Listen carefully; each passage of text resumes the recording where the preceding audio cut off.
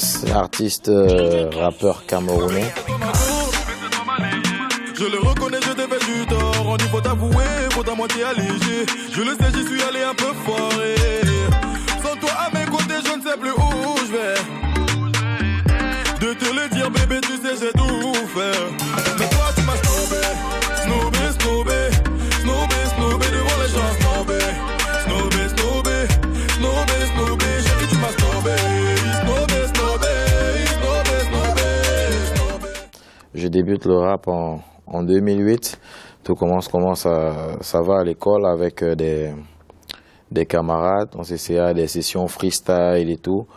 Ensuite, c'est monté un peu en grade. J'ai essayé de me chercher dans des compétitions de rap, hip-hop national, d'où je remporte l'une d'elles en 2014, le Hip Hop Talent Search, qui m'ouvre les portes d'une maison de production, H4Life, où je suis jusqu'à aujourd'hui. Ça va faire pratiquement 5 à 6 ans. Ouais, donc voilà, c'est un peu ça mon parcours. Mes principales influences, j'écoute beaucoup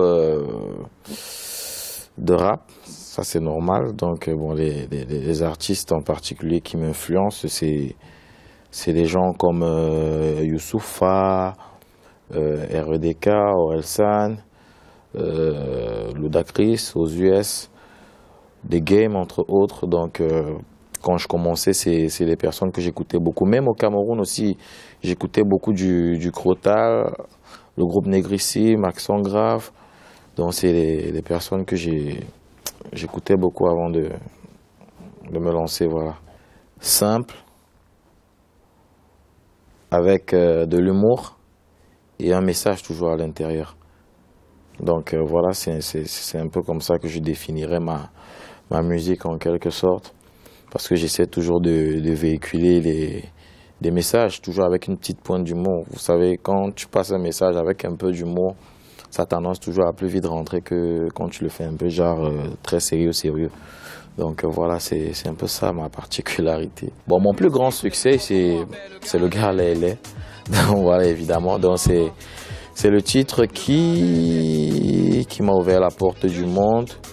Les portes du monde, on va dire, grâce au Gaëlé, j'ai réussi à faire des tournées, remplir des salles aux États-Unis. Ma chérie, ça c'est encore quel est, tu avais fait ça exprès ou c'est la honte qui t'a fui? Parce que depuis je ne fais que chercher, je demande qu'il t'avait seulement dragué dans la nuit. Ce n'est pas le sabotage, loin de là, mais comment? Peut-être vous ne savez pas, mais pour moi c'est troublant. Pas les là, si Moïse l'avait vu, rien que pour lui, il aurait changé un des 10 commandements. Il fallait que je vous dise. Quand je l'ai nié, j'ai failli mourir. On dit souvent qu'on ne connaît pas le caillou qui tue l'oiseau. Mais j'ai confirmé ça le tout aussi. Je sais, c'est l'enfant de quelqu'un. Mais il est comme un Joe qui a bien faim. Laissez que les injures, ce n'est pas comme m'a dit. Moi-même j'ai vu. Et le gars Lélé, maman, le gars Lélé, yesh. Je dis que le gars Lélé, oh maman. Le gars Lélé. Aujourd'hui, je suis en Europe, j'ai rempli des salles en Afrique. Parce que vous savez, dans le pays d'où je viens, le Cameroun, c'est pas très facile d'exceller avec la musique. Donc si aujourd'hui je suis là, ça prouve que ça suscite un certain intérêt. Donc c'est pas un rien. J'ai quand même été sollicité dans le dernier featuring avec le groupe ivoirien Kif Nobit. J'ai enchaîné avec Fanico, le béninois, le burkinabé Flobi, de nombreux artistes togolais et gabonais. Donc voilà quoi. La musique camerounaise a vraiment évolué ces dernières années. Vous savez, avant, je parle en tant que rappeur, parce que moi j'étais une victime. À l'époque, c'était très difficile de voir des artistes urbains, entre guillemets, pour ne pas citer rappeurs, R&B, sur des grosses plateformes.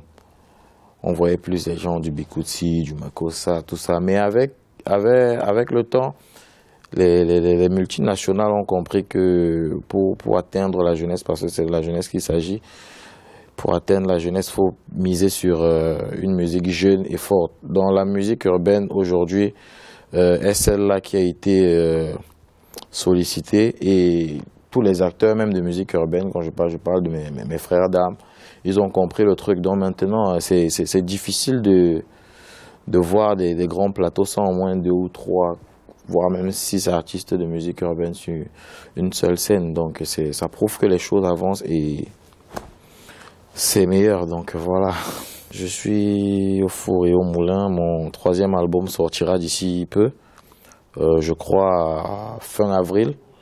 Donc ouais, il y a des titres d'Action Dehors. Il y a le Dehors est sucré, autant pour moi.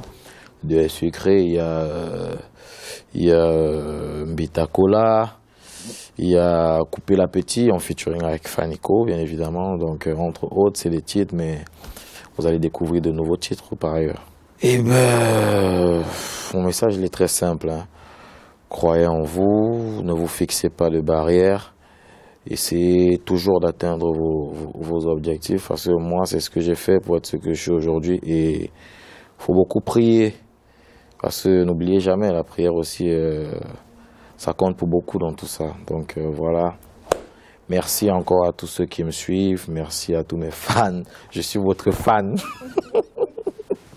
Continuez à me suivre, vous savez, sur mes plateformes, Facebook, Twitter, Snapchat, Instagram. Facebook, c'est Minx. Snapchat, Instagram et Twitter, c'est Minx officiel. Et ma page YouTube, H4Life.